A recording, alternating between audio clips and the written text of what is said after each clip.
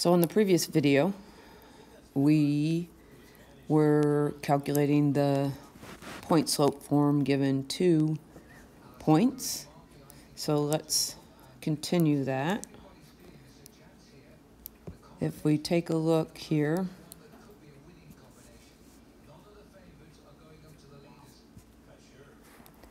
remember this is x1 and y1, x2 and y2, and our first step is to find the slope. So the slope is going to be 1 minus 3 divided by -1 minus -2. 1 minus 3 is -2. And remember, once again, when we've got these two together, that means that we're working with a plus. So -1 plus 2, my plus didn't write very well, -1 plus 2 is 1. And if we simplify that expression, then we end up with -2. And we want to write our point slope form then, which is going to be y minus y1 equals m times x minus x1. And again, my understanding from the state test is that we are allowed to leave our answer in that format.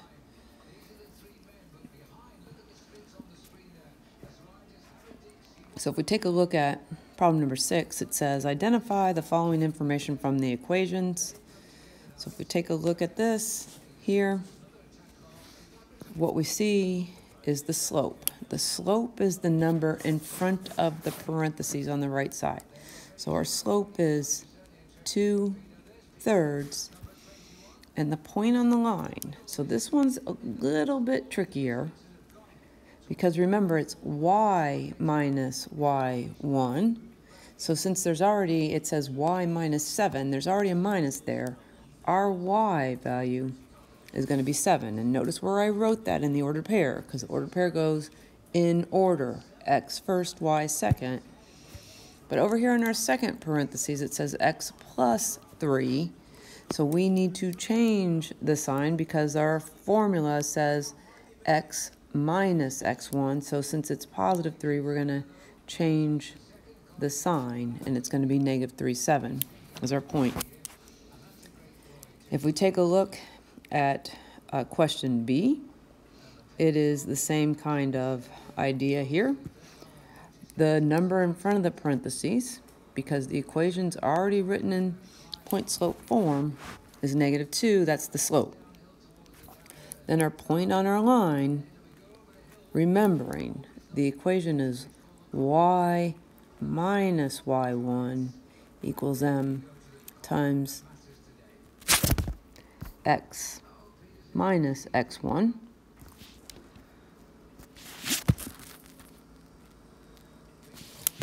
So when we write this here, it's y plus 3. We're going to have a minus 3. And then x plus 6, we're going to have a minus 6 or a -6. Essentially what's happening is you change the sign. So if we look back at A, y minus 7, since it was -7, we wrote +7. X plus 3, since it was +3, we wrote the opposite, -3. Same idea over here, y plus 3, we wrote -3.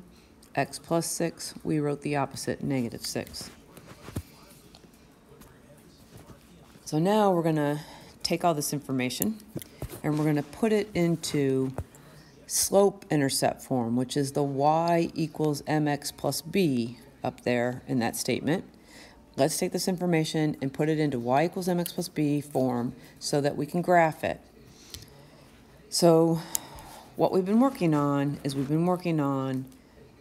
calculate the slope.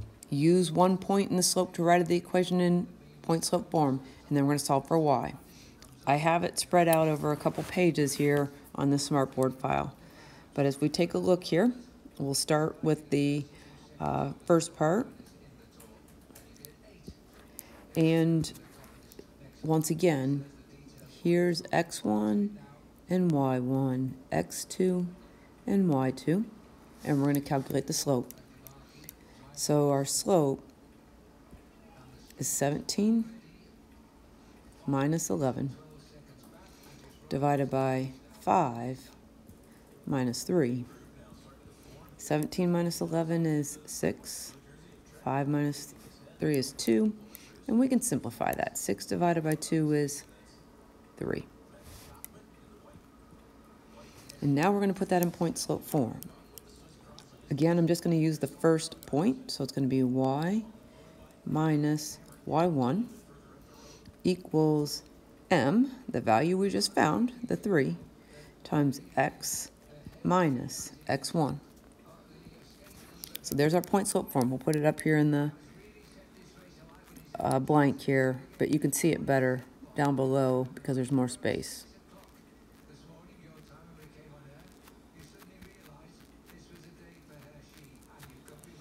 So there's our equation. Now I'm going to flip over to the next page here for a little bit more space. And let me see, I can move this down here. So we have y minus 11 equals 3 times x minus 3. That's what we had on the previous page. And now we're going to use distributive property to help us put it in the form of y equals mx plus b. So what's going to be required is we're going to distribute. So this is going to be y minus 11 equals 3x minus 9. When we distribute, 3 times x, 3 times 3 is 9. I kept the sign. Now let's add 11 to both sides. We get y equals 3x plus 2. Negative 9 plus 11. Think about Miss Aldrich's number line up in the front of her room if you need to, or even draw that on your paper. So what we know now, when I move this up and perhaps make it a little bit bigger, is that that's our slope-intercept form, which is y equals 3x plus 2. That's the y equals mx plus b.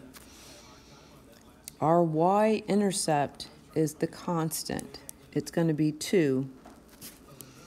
Sometimes I, Mrs. Danhoff, like to write it as 0, 2, so that we're familiar with the ordered pair. And then the last thing that we need to do is we need to graph this. So just a reminder that earlier on, we found that the slope was 3. And if you prefer, we can go back to what we originally had, which was 6 divided by 2. Because 3 over 1 will be the slope, or 6 over 2 will be the slope. They represent the same value. But what we do, B comes before M in the alphabet, so we're going to start by putting a point on the 2 here. And then our slope stands for rise over run. So rising 3, 1, 2, 3, running 1. So there's our next point. Rise 3, run 1.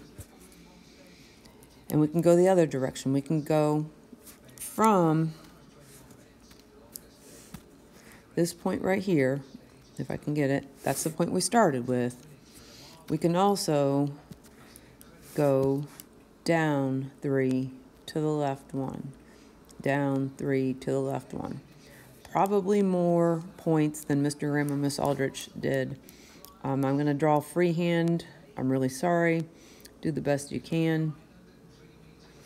Better than expected.